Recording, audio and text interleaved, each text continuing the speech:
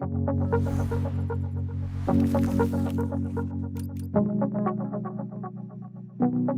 name of today's episode is called Privacy for All, or maybe Privacy for All, depending on what area of the country you're from. Hey, Tim. Hey, Tracy, and welcome everybody to another episode of Why It Matters. We are so glad to be back. We've been on a recording pause while we figure out our lives. So, Tracy, it is so great to see you again, and I'm so glad to be recording. It feels so good. So, hi. Yeah, it feels so good to be back in the saddle. And I mean, we've done some recordings that are going to hit before this one, but this is the first one where it's like, as the Peloton's instructors would say to me on a Peloton ride, it's like, I fixed my crown and my wig is fully attached, and we are back with our beautiful sort of Why It Matters recording kind of perspective on everything. So yeah, it feels great. It feels great. And for today, we're talking about digital security. And that has always been something that nonprofits and the greater impact economy needs to consider. But as the world of technology and technology tools has grown and evolved, so has the need for every organization to consider why, how, and the where of their data. And I think more importantly, what it means for the constituents that everyone is serving. This discussion, I will say flat out, is eye-opening and I think at moments terrifying. And for everyone in nonprofit leadership who really needs to understand these evolving needs, something that we hope you can reference later as a bookmark. But I think the most important thing for us all to understand is that we can no longer live in a reactive space when it comes to security, and there are attainable, understandable means by which this can become a proactive and beneficial thing for your organization. We're joined today by Joshua Peskay and Kim Snyder from RoundTable Technology for a discussion on making these shifts across the impact economy, and it is going to be awesome. Welcome to the show, Joshua and Kim. Tracy and I have been friends for almost 10 years, and I feel like that's a pretty long time to know somebody. So, I mean, it feels like 50, but yes. I know exactly. Yeah. That's it. Only not even 10. I count my friendship with Tim in dog years. I want to get into the math on that because the dog years math keeps changing. Yeah. But anyway, my question here is, you two are almost 3 times that you've been working together for a long time. So we will get to the tech conversation. There's a lot to cover about cybersecurity and all sorts of other good stuff. But I would love to have you introduce each other and say something about the other person that you've learned in nearly 30 years that maybe isn't on the website and that maybe not everybody would know about the other person. And Kim, do you mind going first? Sure. So I'm introducing Joshua Peskay. Josh and I started working together 28 years ago. We were working at Fountain House, and he did a radical thing when we were working together. And that is, no, Josh, that's not bringing Windows NT in overnight, but it was over a weekend, you created an Access 2.0 database. I don't know if you remember that, and that was early in our working together. And my big takeaway from that was, this is someone who really listens and really solves problems for people. Besides the fact you did it over the weekend. And Access, which was, wow, just there's a lot to dig into. That was fantastic. Yeah. I did an Access database too in the late 90s. It was fun. Didn't we all? I think it was all the rage. That was part of the problem. It made it too easy to make all these Franken databases that rolled out in the world. 48 custom fields? Sure, why not? Yeah. So all right, Joshua, your turn. All right. So I've been working with Kim for over half my life now, which is kind of amazing. And we've been at 4 different organizations together. So we started Fountain House. 4 years later, we formed our own business, providing IT services to nonprofits. We effectively got acquired by a foundation called the Fund for the City of New York. For a brief period of time, we went our separate ways. Kim went to Pearson, where she led an agile transformation of the entire company as they transformed. And then we rejoined at RoundTable Technology, where we have been, I've been here for 10 years and Kim for 8. And the thing, I mean, there's so many things I have learned from Kim, but the biggest one I will say is the absolute power of being really, truly a lifelong learner. Because Kim is someone who, when I first met her, seemed like she was smart and knew everything, and just has continued to get smarter and know more things while always remaining completely humble and open to learning new things at all time. So, Thank you. So I love, some of the things that you all are passionate about, most explicitly like privacy, data access. How do you manage the world around the people using the technology? And I think from a very high level perspective, when I was working in IT for nonprofits, these were some of the issues I was confronting. And I think the biggest shift at the 100,000 foot level that I've noticed over the past 20 years in particular has been, we seem to have come from this place of, data security and privacy 20 years ago felt a lot like, hey, folks, please don't do dumb things. Like, please don't put your passwords on sticky notes. Please don't, give away things that you shouldn't give away. Like, it has moved radically from this very sort of reactive,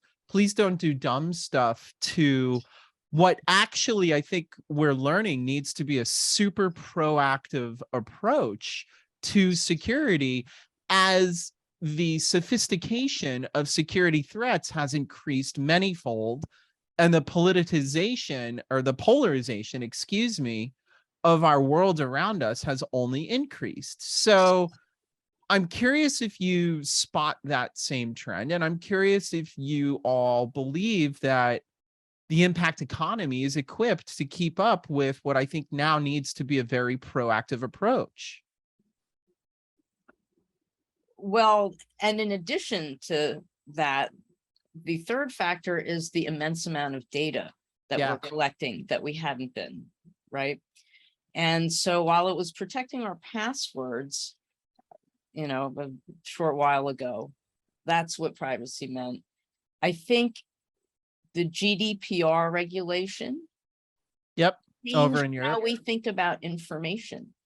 Information is something that belongs to a person. It is not ours. And so that's required a mindset shift for a lot of organizations, thinking, well, our data is a resource, right? Data is the new oil. Well, Joshua actually has a really good saying around this. Data is both an asset and a liability. And we really need to think of it as such. And GDPR, which we're seeing come to life through various state laws, a patchwork of state laws. GDPR really protects the individual's right to privacy. And I think that's a way of thinking about data and personal privacy that would resonate with a lot of nonprofits. Yeah, I mean, it's funny you quote, the perspective that data is the new oil, right? I will never forget 15 years ago when one of the investment places that I had some money with tried to pitch me on fracking, and they said every word but fracking.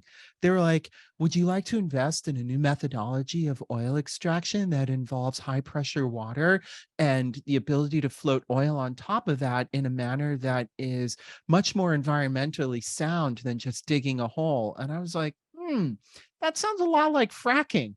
And aren't there people lighting their tap water on fire in the Midwest right now because of this? And they were like, well, we don't call it fracking. Where I want to go with that, Kim, is you said patchwork. And I think that's a really important thing to hammer on for data privacy. It's not one thing that we're dealing with. Europe has its own regulations. And now in the United States, every different state is developing its own regulations because we're moving into that new era of here we are, a system of tiny republics. What does this mean for nonprofits trying to do their work? Like, how can they keep up if this is what's going on? Well, what managing it actually changes the game on data management. So while data management may have been something that was nice to do, good thing to practice, it's not really a requirement. We really want to think about data in terms of data responsibility. And I think what it does is it puts an ownership of data, or it puts the onus on data ownership within an organization. It doesn't really work. You can't maintain privacy. You can't do the practices. And I want to shift soon to Josh talking about really protecting privacy, because that's a different dimension. But you, without life, the data management across the life cycle, when you collect information, when you store it, when you use it, when people access it, when you share it, when you delete it, without management across that life cycle, you really can't do privacy. And in today's world where we want to protect, right, that's an important word, the data of our constituents or our donors, people who give to our causes, which may be controversial, may not, but we want to protect their privacy in that context. We can't really do that without some level of data management, which then necessitates data ownership. And in a lot of nonprofits that we've worked in over the years, the many years, you can go into an organization and hear who owns the data. We all do. And that doesn't really work anymore. So it needs to have a guardian. But data privacy is, the data management is only one part of the equation, because then we need to speak to data protection and what we're talking about there.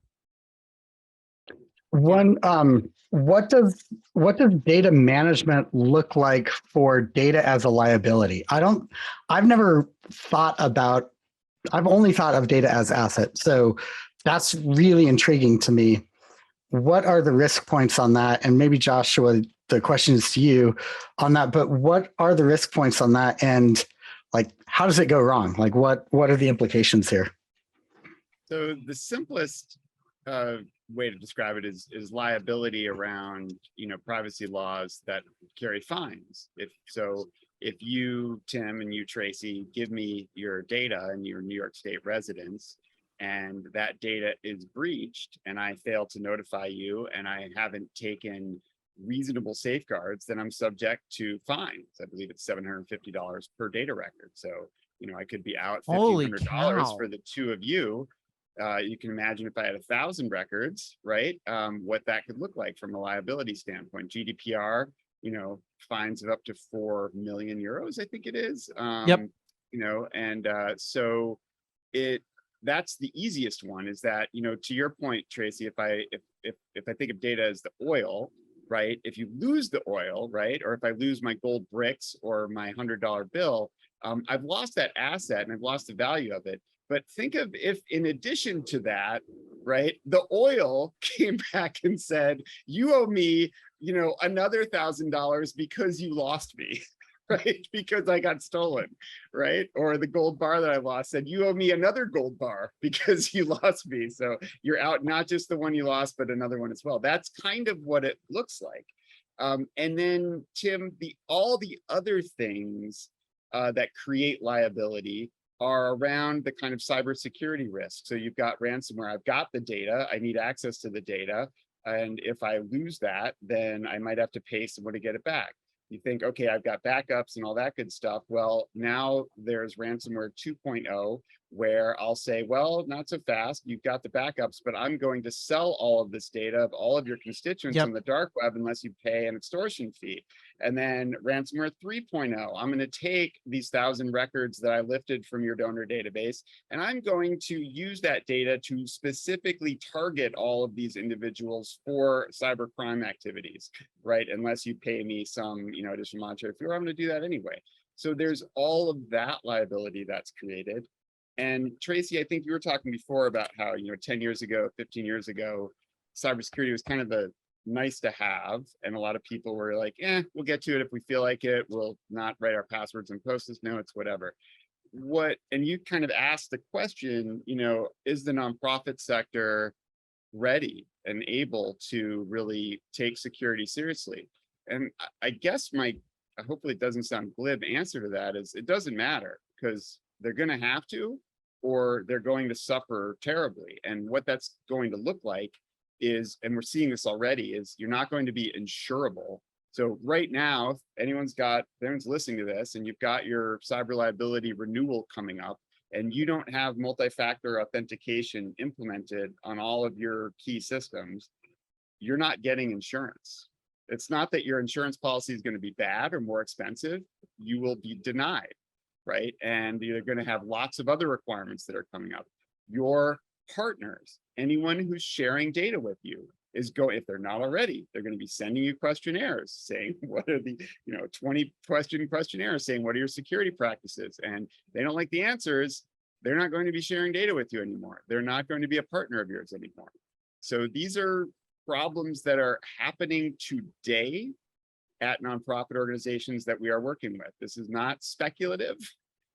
This is literally stuff we're dealing with day in, day out, and have been for a couple of years now. The interesting, is it interesting, disturbing? Like it can be both. Yeah, sure. But it's like Stranger Things, right? Absolutely. That's interesting. It can and be both. disturbing. You're exactly right. In fact, there's probably a relationship between disturbing and interesting, but that's for another podcast, I'm sure.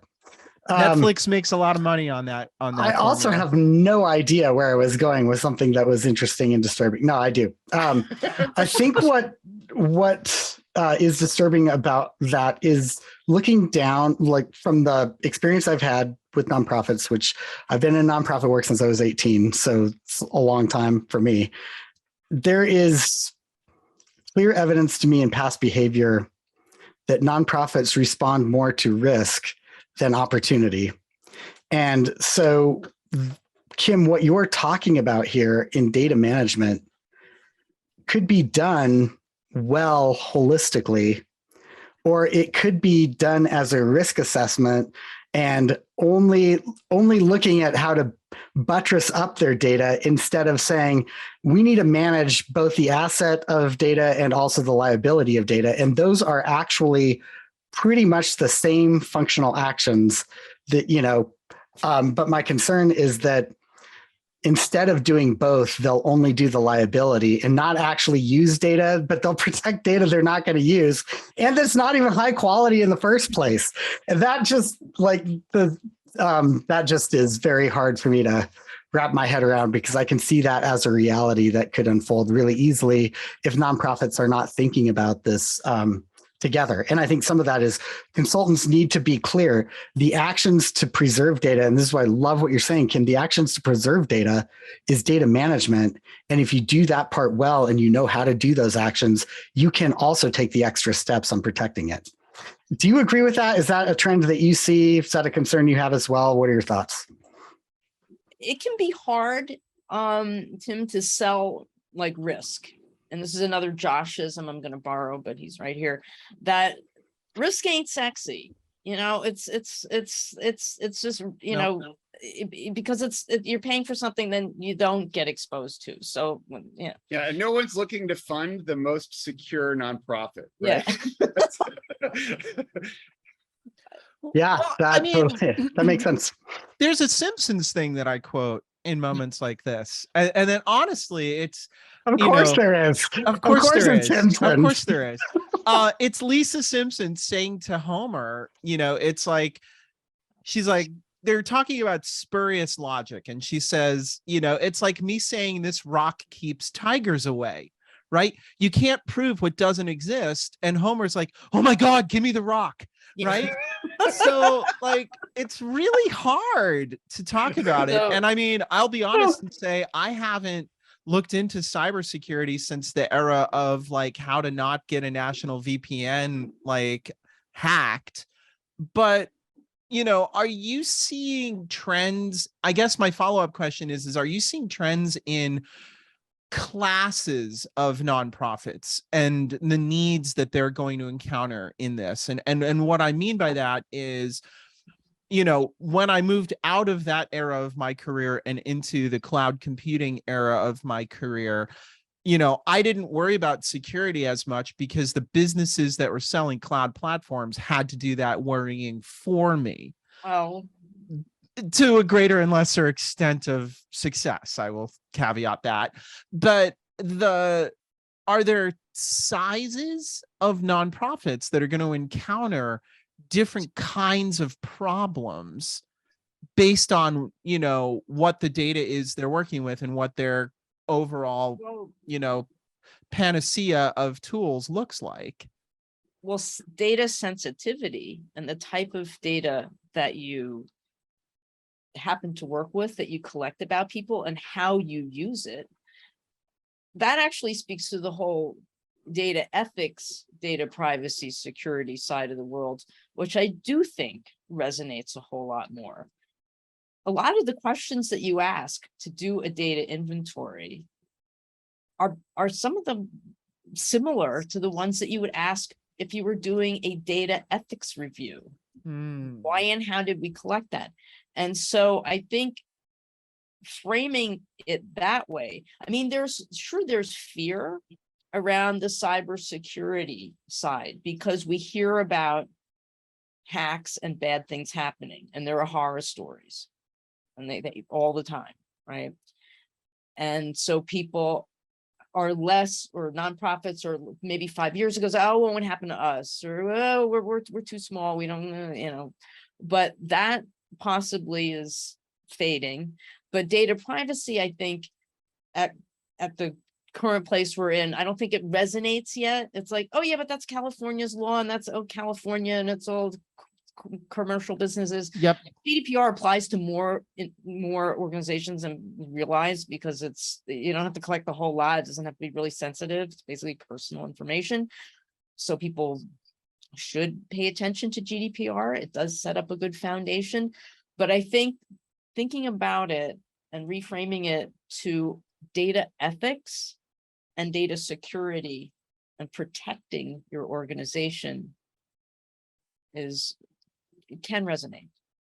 Yeah, I think the ethics part is huge because, you know, if I ask you, Tim, and you, Tracy, to give me information about yourselves, you know, either as a constituent or as a donor, you know, I'm really making a pact, and I'm saying, you know, I'm asking you to trust me with that information, that I'm going to steward it well. I'm not going to, you know, share it with people that I haven't asked you permission for. I'm not going to use it in unethical ways. I'm not going to combine it with other data to get more information about you than you had agreed to. I'm not going to sell it. I'm not going to lose it because I didn't protect it, you know, in any meaningful way. And I'm going to get rid of it when I no longer need it. So I'm not holding on to your information and exposing you to risk that doesn't need to be. And that's a lot, but that's ethical to me. Yeah. If I'm going to ask you to give me your data. And I think that, to Kim's point, might be a stronger argument to make to the nonprofits than you're going to get burned, although you are going to get burned. Yeah, I think that's well said. And you know, it's more holistic. The deeper I get into my work in the human stack, the more I work with nonprofits around technology, not just, you know, thinking in the box, out of the box, but really thinking about the box itself. The more I get into that, the more I realize you can't parse this into one thing. You need a holistic framework that makes all of it make sense, because without all of the interdependencies on it, you pick one thing and you invest in that, and you missed another 5 things that could have been part of that investment. And I just think that we're now getting to a level of sophistication with nonprofits where more and more leaders are seeing that, but don't know how to execute on it. And more consulting firms, I feel like, have been taught so clearly what, you know, how long the sales cycle is, how hard it is to do business with nonprofits, that they're very, very hesitant to include anything that might not get them in the door to do the work that they need to do. Yeah. And so it feels interesting to think about this as part of the holistic solve on some of that. And I know that you do a lot with technical strategy, and you look at just solving problems for people. That's what you're passionate about. What does that look like? What does that holistic kind of framework and tech strategy look like in your work? Can I take this one, Kim? Yeah. I want to circle this back to something Tracy asked a while ago about the kind of classes of nonprofits, Tim, because I think this connects to that a lot. And I'll want everybody to sort of comment if you observe this too. I think there's this idea called, that's referred to sometimes as technical debt. And that can exist in the form of, we've got a bunch of 10-year-old computers that we don't have the money to replace. And so now we have to spend more on maintenance, and our staff are quitting because the computers are so slow. And I've got an article about that we can share that kind of describes it. It can happen in applications as well. It can happen in staff skills and in culture. And what I am seeing, Tracy, to touch on your point about classes, is that leadership can make just an enormous difference in a fairly short amount of time. Because in our roles, Kim and I have wound up, especially in probably the last 5 years, working with organizations that come to us with enormous amounts of technical debt on every level, but leadership that part of their choice to work with us is, even though we are serving nonprofits, we have matured a lot as people and as an organization, where we're said, we're not just trying to get into the door at the nonprofits. We're saying, look, if you want to work with us, we need a commitment to make changes and get better. And so the executives that we're working with are committed to those changes. And if you have the right either internal staff at the nonprofit, or you're working with the right outside consultants, now It Matters or a RoundTable, or someone who's high quality and the leadership is committed, then, Tracy, to your point, whether you're 5 people, 500 people, whether you're already in pretty good shape technologically or you're terrible, you can really get a lot better fast. And if you're not doing those things, then to me, you're in a class that is falling really behind at a rate that we have not seen before. That it's so interesting you're raising that. I don't know if you pay attention to the work that Katie Gibson is doing in Canada around digital resilience with Canadian nonprofits specifically. But there was a LinkedIn explosion of comments to a question that she asked a couple of months ago that was, what, consultants that work with nonprofits, what do you see when you're working with executives? Have you seen an increase in their interest? And there is so much around what you're talking about. And, really, really great thread there. And so I think that this is emerging. And in the work that I've found, part of what's in the methodology I'm promoting on the human stack is that the relationship between that executive that's holding strategic accountability and somebody working on the tacticals that's holding tactical accountability, that relationship between those two people is the most critical part of digital success in the long term. Those roles can even swap out. But when they swap, it isn't that they perform those actions as much as they create the right kind of relationship to keep that moving forward. So I love what you're promoting about that. I think that's really helpful. And I know I was talking over you, Tracy, and that you probably have stuff to add in too. So I always have stuff to add, but you're not talking over me. I mean, right, good. I'll just insert myself however I need to, that. Josh, I actually have 2 follow-ups for that. One is also, one of my follow-ups is an observation, and it connects to everything that you and Tim were just talking about. And that is, in my day job, I work in business partnerships, and I will say there has been, particularly in the past couple of years, a notable shift in the types of business partners working with nonprofits on the implementation side, where many more of them are saying to me, I'm not interested in just shotgunning your technology. I'm interested in working with your technology, but my real core, observation and interest is leaving an organization better equipped to work with technology and work with itself. So that is one of the trends. And I've said this out loud many occasions. What we need to do next in the world of business partnerships is create a landing zone for that more strategic work with organizations. And that has everything to do with the sales cycle that Tim's talking about, because that does not accelerate a sales cycle. You know, it actually slows it down, but it leaves an organization in a better place. And I think it's a trend that's emerging everywhere. My actual follow-up question connects to some of the things that you and Kim were both talking about in terms of regulations and privacy expectations across the United States. And this is the first recording we've done post-Roe. And I am wondering, are you at all concerned with the trend of eroding the constitutional right to privacy, that is going to start undermining data privacy as well? Well, yeah, when Roe was overturned, the privacy community, of which I am part, had a strong reaction. This is a privacy issue. One of the things, and this is getting to that topic, though, of data protection, right? All of a sudden that takes an elevated meaning, especially if you're working in an area where, wait a minute, privacy, basic privacy and right to privacy can't necessarily be assumed, never should, but now there's some real consequences, right?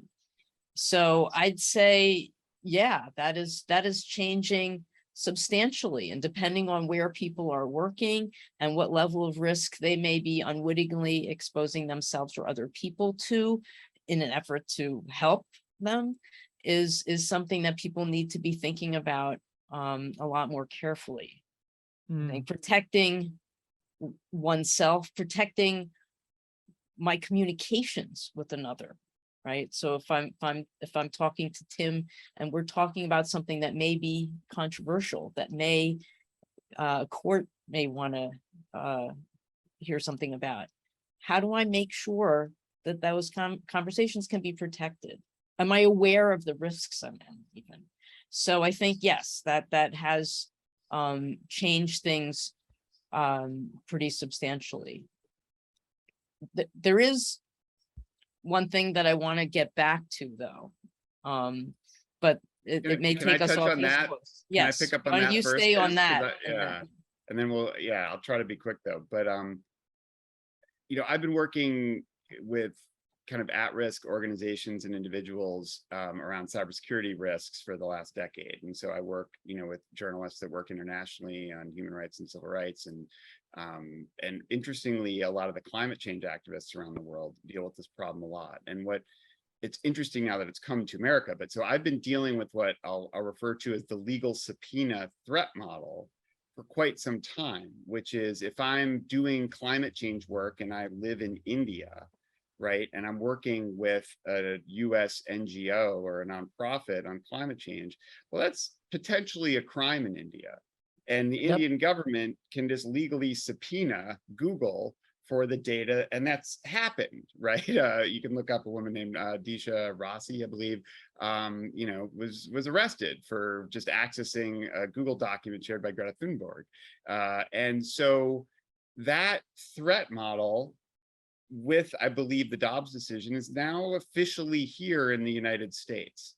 And if, to Kim's point, if you are communicating on Google or on Dropbox or on Facebook or on any of these platforms with something that is potentially a crime in a US state, you should think of that information as being just as available to law enforcement as it is to Google or to Facebook. You think that there's a distinction there, you may, but there really isn't. And that's really important for people to understand as part of threat modeling their privacy and cybersecurity risks. So I just want to state that really quickly. And Kim. Thank you, Joshua, for giving me something absolutely. else to keep me awake at night. I hadn't even gotten there. Yeah. Most of my public policy work is, actual public policy work now, not, data security. Oh God. Wow. the whole context of that just sunk into Yeah. me while you were talking. And there, thank you for adding to the Tracy Fears I'm list. sorry. Thank you. I'm No, it's sorry. okay. Thank you. This Go, this was- Kim, go. Tor and Signal. Yeah. Tor for browsing, Signal for communicating on anything you want to search or talk about that you might be worried about. That's the quick and simple advice I can give. That's not all of it, but and they're Yeah. available technologies, actually. Yeah. They just And they're free. require an extra step. You know, and that's something that, depending on, you know, the thing I wanted to get back to was this idea of incremental change and reasonableness. A little while back, Josh was saying, you know, reasonable safeguards. So Tracy, if I get your data, am I going to have reasonable safeguards, right? So if we hold on to this idea of reasonableness, because it can be really scary, like all of a sudden, like, oh, maybe you shouldn't collect any data, right? I'm not saying that at all, but incremental change toward building better practices and management and accountability is what the privacy community is looking for. Not that a nonprofit with a staff of 20 has the security apparatus of a Fortune 500 company overnight. Right. That's Yeah. not right. So it is manageable. And that's one of the ways that I feel Josh and I have, in our working together with nonprofits, the power of kind of long-term incremental sustained growth, and as opposed to bang, digital transformation, you're done. I think that leads to meaningful, responsive ways to deal with things like GDPR, or, and depending on the area that you work in, a need to really lock down some of your communications and change your culture around that internally.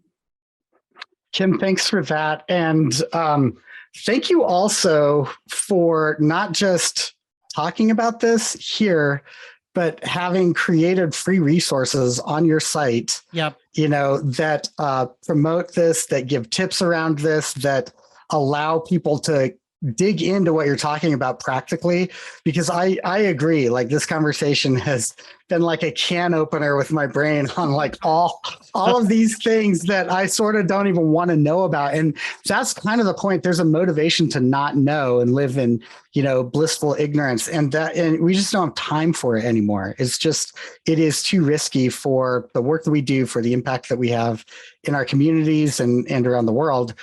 We just can't live in that level of ignorance. Thank you so much. We really love what RoundTable is doing. It's been so amazing to get to know you a little bit and to talk about these issues. It's so clear that we could hang out and talk about this all day long, and maybe someday, because that would be really interesting.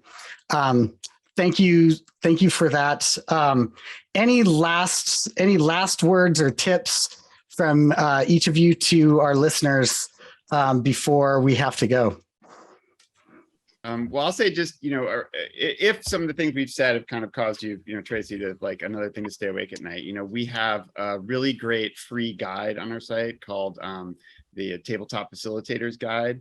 A tabletop is a really simple, easy thing you can do at your organization, where you just take a scenario or two that you're worried about, you write something up, and then you play it out with your team and say, okay, if this happened, right? If, you know, someone, you know, in Texas subpoenaed Google for the information that we were communicating with about our, you know, what would they get? What risks would that have? What would we do about that, right? And so that is something I would encourage people to check out. And one of, you know, if you're interested in engaging with us, a very inexpensive and easy engagement to do is we can facilitate a tabletop for you. So we'll do a quick threat model, write up a couple scenarios for you, do that with you as an activity. That can be a really quick, easy way to get to know us, and also help maybe take a look at some of your concerns. Yeah, Thank I you mean, for the that. silver lining here truly is this is manageable. Don't walk away in fear. This is manageable. And I mean, I remember that from consulting on technology years ago. It was like people were afraid of it because it felt unmanageable. And then it just turned into something else we needed to educate ourselves about. And I think that's an amazing way to sort of wrap this up with a beautiful silver lining and say, hey, look, don't be afraid. There's something else to manage. That's all it is. Any last thoughts, Kim? So I have one kind of tip, and it's another resource actually on our website, and that is we wrote an ebook and have various resources on the New York Shield Act, and that's it. And New York Shield, but not everyone listening is from New York and cares, right? The thing that the New York Shield Act does, and people don't necessarily consider it a data privacy law as much as a cybersecurity one. And the New York Shield Act, unlike a lot of these other regulations, really provides almost a clear, understandable outline of what reasonable cybersecurity practices look like. And so what we've done is translated that into nonprofit manageableness. And we have that as an ebook. And that's a good place to start and thinking like, oh, what does, cybersecurity mean? What does that mean? You can read about it and learn about it. And again, it's reasonable. It's not perfect. And reasonable. Thank you. Okay. Thank you for both. that definition. Yeah. Thank you for those resources and for this conversation. We really appreciate it. And keep up the good work. Please keep this messaging going. I think it's really critical for those of us in this space to better understand that. Yeah, this old dog really appreciates learning new tricks. So thank you for giving us something else to learn. So thank you. Us as well. Sorry when you get to meet your actual dog, though. some other meeting. Thank you so much. This is great. Yeah, thank you. For your And work keep as doing well. what you're doing. Thank you. Thank you. This is Tracy Kronzak. And I'm Tim Lockey. And you've been listening to Why It Matters, an independent production that captures our passions, personalities, and purpose for technology as applied to the impact economy. All of that's important, but even more important, we are here to have fun and introduce some of the people and ideas that keep us up at night and get us out of bed in the morning. We are so grateful that you've been listening to us. We have no idea why you'd want to do that. Maybe you lost a bet. Maybe you're stuck in a car with someone else controlling the sound system. Or maybe you are truly interested in what we have to say. Whatever the reason, whether it's a bet or you're a believer, would you hit subscribe? Or if you've already done that, would you mind leaving us a review? And if you're really brave or want to punish someone, please recommend this podcast to your friends, enemies, and family. And all kidding aside, thanks for tuning in, and we are so glad that you're here.